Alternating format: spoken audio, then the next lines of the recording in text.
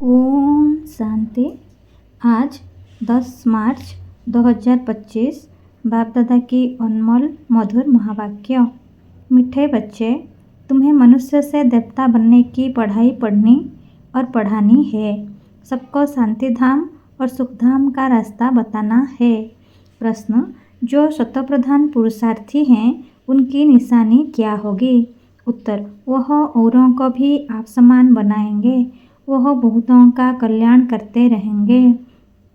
ज्ञान धन से झोली भरकर दान करेंगे। 21 जन्म के लिए वर्षा लेंगे और दूसरों को भी दिलाएंगे। गीत। ओम नमो शिवाय। ओम शांति। भक्त जिसकी महिमा करते हैं, तुम उनके सम्मुख बैठे हो तो कितने खुशी होनी चाहिए। उनको कहते हैं शिवाय नमो। तुमको तो नमः नहीं करना है। बाप को बच्चे याद करते हैं, नमः कभी नहीं करते। यह भी बाप है, इनसे तुमको वर्षा मिलता है। तुम नमः नहीं करते हो, याद करते हो। जीव की आत्मा याद करती है। बाप ने इस तन का लोन लिया है, वह हमको रास्ता बता रहे हैं। बाप से बेहद का वर्षा कैसे लिया जाता है, तुम भी अच्छी रीति जानते हो। सतयुग है सुखधाम और जहाँ आत्माएं रहती हैं उसको कहा जाता है शांति धाम। तुम्हारी बुद्धि में है कि हम शांति धाम के वासी हैं। इस कलयुग को कहा ही जाता है दुख धाम। तुम जानते हो, हम आत्माएं अब स्वर्ग में जाने के लिए मनुष्य से देवता बनने के लिए पढ़ रही हैं। यह लक्ष्मी नारायण देवताएं हैं ना। मनुष्य से देवता बनना है नई दुनिया के लिए। बाप द्वारा तुम पढ़ते हो। जितना पढ़ेंगे, पढ़ाई में पुरुषार्थ कोई का तीखा होता है, कोई का ढीला होता है। सतोप्रधान पुरुषार्थी जो होते हैं वह दूसरे को भी आप समान बनाने का नंबरवार पुरुषार्थ कराते हैं। बहुतों का कल्याण करते हैं। जितना धन से झोली भरकर और दान करेंगे उतना फायदा होगा। मनुष्य दान करते हैं, उसका दूसरे जन्म में अल्पकाल के लिए मिलता है। उसमें थोड़ा सुख, बाकी तो दुख ही दुख है। तुमको तो 21 जन्म के लिए स्वर्ग के सुख मिलते हैं। कहाँ स्वर्ग के सुख, कहाँ यह दुख। बेहद के बाप द्वारा तुमको स्वर्ग में बेहद का सुख मिलता है। ईश्वर अर्थ दान पुण्य करते हैं ना, वह है इनडायरेक्ट। अभी तुम तो सम्मुख हो ना। अब बाप बैठ समझाते हैं। भक्ति मार्ग में ईश्वर अर्थ दान पुण्य करते हैं तो दूसरे जन्म में मिलता है।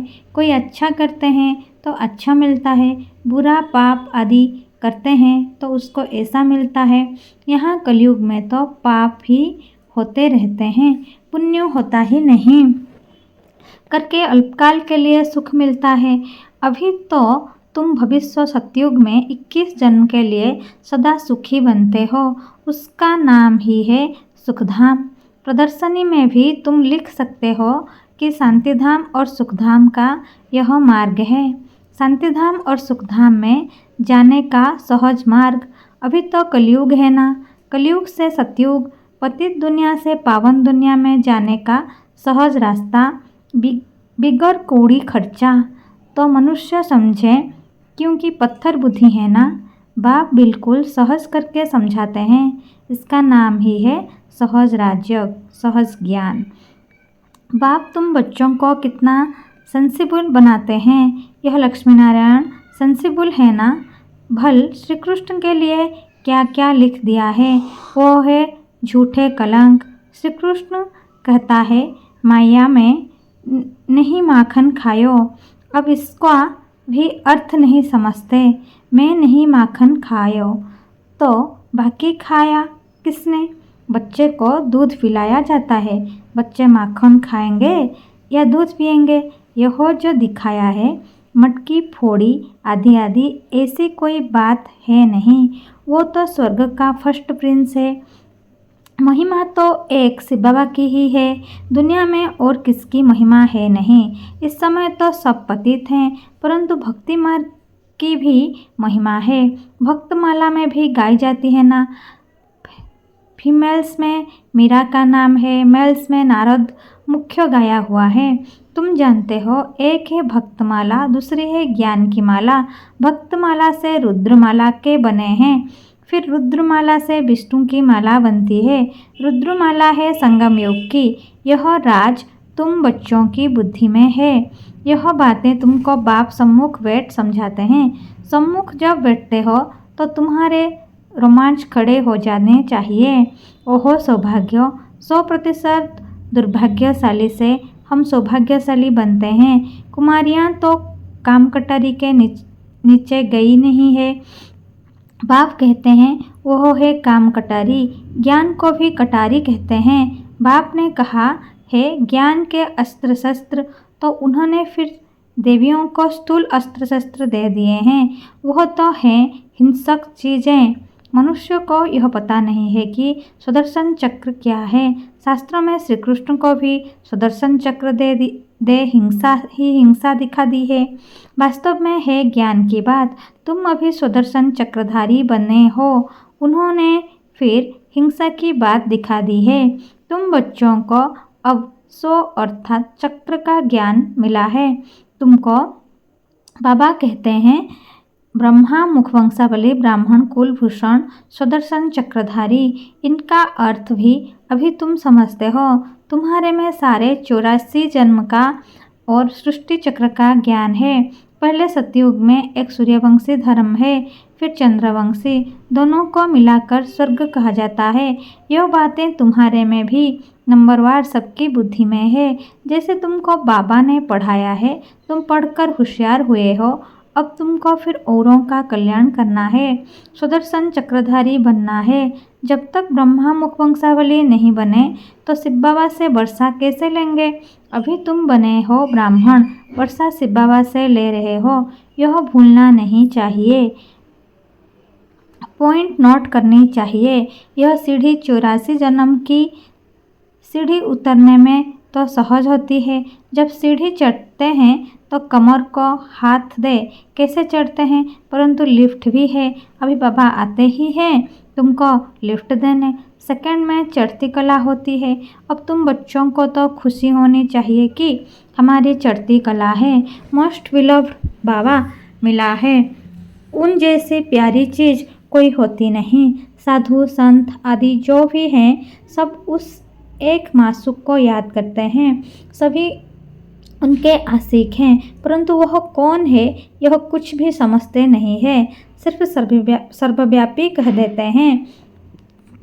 तुम अभी जानते हो कि शिव बाबा हमको इन द्वारा पढ़ाते हैं। शिव बाबा को अपना शरीर तो है नहीं, वह है परमात्मा। परमात्मा माना परमात्मा, जिसका नाम है शिव। बाकी सब आत्माओं के शरीर पर नाम अलग अलग पड़ते हैं। एक ही परम आत्मा है जिसका नाम शिव है।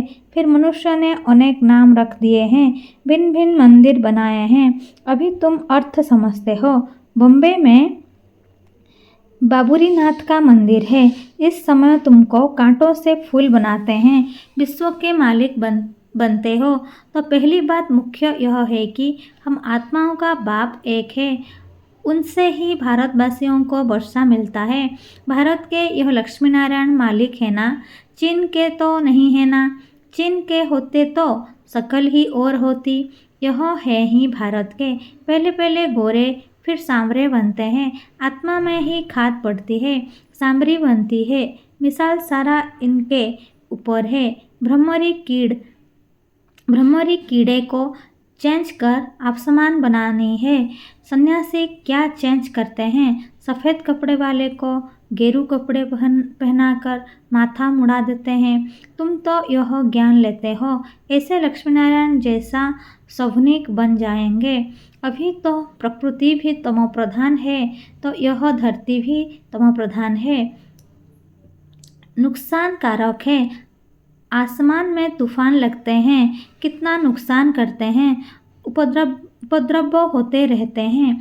अभी इस दुनिया में है परम दुख, वहाँ फिर परम सुख होगा। बाप परम दुख से परम सुख में ले जाते हैं। इनका विनाश होता है, फिर सब स्वतः प्रधान बन जाता है। अभी तुम पुरुषार्थ कर जितना बाप से वर्षा लेना है उतना ले लो, नहीं तो पिछाड़ी में पश्चाताप करना पड़ेगा।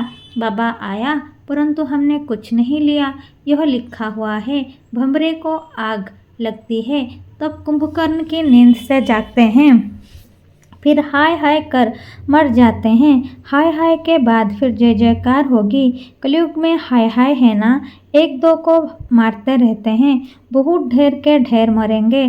कलयुग के बाद फिर सतयुग जरूर होगा, बीच में यह है संगम, इसको पुरुषोत्तम युग कहा जाता है। बाप तमो प्रधान से सतो प्रधान बनाने की युक्ति अच्छी बनाते हैं, सिर्फ कहते हैं मुझे याद करो और कुछ भी नहीं करना है। अभी तुम बच्चों को माथा आदि भी नहीं टेकना है। बाबा को कोई हाथ जोड़ते हैं तो बाबा कहते ना तो तुम आत्मा को हाथ है ना बाप को, फिर हाथ किसको जोड़ते हो। कलयुगी भक्ति मार्ग का एक भी चिन्ह नहीं होना चाहिए।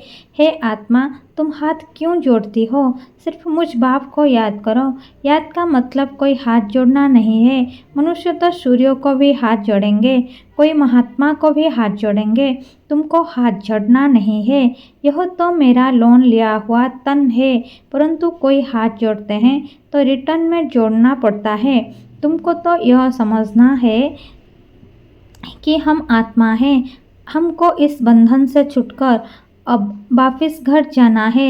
इनसे तो जैसे नफरत आती है, इस पुराने शरीर को छोड़ देना है। जैसे सर्प का मिसाल है, भ्रमरी में भी कितना अकल है जो कीड़े को भ्रमरी बना देती है। तुम बच्चे भी जो विषय सागर में गोते खा रहे हैं, उनको उससे निकाल क्षीर सागर में ले जाते हो। अब बाप कहते हैं चलो शांति धाम। मनुष्य शांति के लिए कितना माथा मारते हैं। सन्यासियों को स्वर्ग की जीवन मुक्ति तो मिलती ही नहीं। हाँ मुक्ति मिलती है, दुख से छूट शांति धाम में बैठ जाते हैं, फिर भी आत्मा पहले पहले तो जीवन मुक्ति में आती है, पीछे फिर जीवन बंध में आती है। आत्मा सतो प्रधान है, फिर सीढ़ी उतरती है, पहले सुख भोग, फिर उतरते उतरते तमो प्रधान बन पड़े हैं। अब फिर सबको वापस ले जाने के लिए बाप आए हैं। बाप कहते हैं मुझे याद करो तो तुम पावन बन जाएंगे। बाप ने समझाया है जिस समय मनुष्य शरीर छोड़ते हैं तो उस समय बड़ी तकलीफ भोगते हैं, क्योंकि सजाएं भोगनी पड़ती हैं। जैसे काशी कलवट खाते हैं, क्योंकि सुना है शिव पर बलि चढ़ने से मुक्ति मिल जाती है। तुम अभी बलि चढ़ते हो ना, तो भक्ति मार्ग में भी फिर वो बातें चलती हैं, तो शिव पर जाकर बलि चढ़ते हैं। अब बाप समझाते हैं वापिस तो कोई जा नहीं सकते। हाँ इतना बलियारी जाते हैं तो पाप कट जाते हैं, फिर हिसाब किताब नए सिर शुरू होती है। तुम इस सृष्टि चक्र को जान गए हो, इस समय सबकी उतरती कला है। बाप कहते हैं मैं आकर सर्व की सद्गति करता हूँ, सबको घर ले जाता हूँ, पतितों को तो साथ नहीं ले जाऊँगा, इसीलिए अब पवित्र बनो तो तुम्हारी ज्योत जग जाएगी। शादी के टाइम स्त्री के माथे पर मटकी में ज्योत जगाते हैं, यह रस्म भी यहाँ भारत में ही है। स्त्री के माथे पर मटकी में ज्योत जगाते हैं, पति के ऊपर नहीं जगाते, क्योंकि पति के लिए तो ईश्वर कहते हैं, ईश्वर पर फिर ज्योत कैसे जगाएंगे। तो बाप समझाते हैं मेरी तो ज्योत जगी हुई है, मैं तुम्हारी ज्योत जगाता हूँ। बाप को समा भी कहते हैं, ब्रह्म समाजी फिर ज्योत की मानते हैं, सदैव ज्योत जगी रहती है, उनको ही याद करते हैं, उनको ही भगवान समझते हैं। दूसरे फिर समझते हैं छोटी ज्योत आत्मा, बड़ी ज्योत परमात्मा में समा जाएगी। अनेक मतें हैं। बाप कहते हैं तुम्हारा धर्म तो अथाह सुख देने वाला है, तुम स्वर्ग में बहुत सुख देखते हो, नई दुनिया में तुम देवता बनते हो। तुम्हारी पढ़ाई है ही भविष्य नई दुनिया के लिए, और सब पढ़ाइयाँ यहाँ के लिए होती हैं। यहाँ तुमको पढ़कर भविष्य में पद पाना है। गीता में भी बरोबर राजयोग सिखलाया है। फिर पिछाड़ी में लड़ाई लगी, कुछ भी नहीं रहा। पांडवों के साथ कुत्ता दिखाते हैं। अब बाप कहते हैं मैं तुमको गॉड गॉडेस बनाता हूँ। यहाँ तो अनेक प्रकार के दुख देने वाला मनुष्य है, काम कटारे चलाए कितना दुखी बनाते हैं। तो अब तुम बच्चों को यह खुशी रहनी चाहिए कि बेहद का बाप ज्ञान का सागर हमको पढ़ा रहे हैं। मोस्ट बिलव्ड मासूक हैं, हम आशिक उनको आधा कल्प याद करते हैं। तुम याद करते आए हो। अब बाप कहते हैं मैं आया हूँ, तुम मेरी मत पर चलो। अपने को आत्मा समझ मुझ बाप को याद करो, दूसरा ना कोई। सिवाय मेरी याद के तुम्हारे पाप भस्म नहीं होंगे। हर बात में सर्जन से राय पूछते रहो, बाप राय देंगे। ऐसे ऐसे तोड़ निभाओ। अगर राय पर चलेंगे तो कदम कदम पर पदम मिलेंगे। राय ली तो रिस्पॉन्सिबिलिटी छूटी। अच्छा, मीठे मीठे सिखलधे बच्चों प्रति माता पिता बाप दादा का याद प्यार और गुड मॉर्निंग। रूहानी बाप की रूहानी बच्चों को नमस्ते। हम रूहानी बच्चों की रूहानी माता पिता बाप दादा को याद प्यार गुड मॉर्निंग और नमस्ते नमस्ते नमस्ते। धारणा के लिए मुख्य सार। नंबर 1, बेहद के बाप से बेहद सुख का वर्षा लेने के लिए डायरेक्ट ईश्वर अर्थ दान पुण्य करना है। ज्ञान धन से झोली भरकर सबको देना है। नंबर 2, इस पुरुषोत्तम युग में स्वयं को सर्व बंधनों से मुक्त कर जीवन मुक्त बनना है। ब्रह्मरी की तरह भूं भूं कर आप समान बनाने की सेवा करनी है। वरदान, सर्व प्राप्तियों के अनुभव द्वारा पावरफुल बनने वाले सदा सफलता मूर्त भव। सर्व प्राप्तियों के अनुभव द्वारा पावरफुल बनने वाले सदा सफलता मूर्त भव। भावार्थ, जो सर्व प्राप्तियों के अनुभवी मूर्त हैं वही पावरफुल है। ऐसी पावरफुल सर्व प्राप्तियों के अनुभवी आत्माएं ही सफलता मूर्त बन सकती है, क्योंकि अभी सर्व आत्माएं ढूंढेगी कि सुख शांति के मास्टर दाता कहाँ है। तो जब आपके पास सर्व शक्तियों का स्टॉक होगा तब तो सबको संतुष्ट कर सकेंगे। जैसे विदेश में एक ही स्टोर से सब चीज़ें मिल जाती हैं, ऐसे आपको भी बनना है। ऐसे नहीं सहन शक्ति हो समाना करने की, नहीं, सर्वशक्तियों का स्टॉक चाहिए।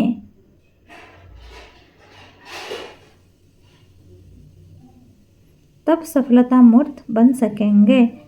स्लोगन, मर्यादाएं ही ब्राह्मण जीवन के कदम है। कदम पर कदम रखना आना मंजिल के समीप पहुंचना। अव्यक्त इशारे, सत्यता और सभ्यता रूपी कल्चर को अपनाओ। आजकल कोई एक विशेष भाषा यूज करते हैं कि हमसे असत्य देखा नहीं जाता, असत्य सुना नहीं जाता, इसीलिए असत्य को देख झूठ को सुन करके अंदर में जोश आ जाता है। लेकिन यदि वह असत्य है और आपको असत्य देखकर जोश आता है तो वह जोश भी असत्य है ना। असत्यता को खत्म करने के लिए स्वयं में सत्यता की शक्ति धारण करो। अच्छा, ओम शांति।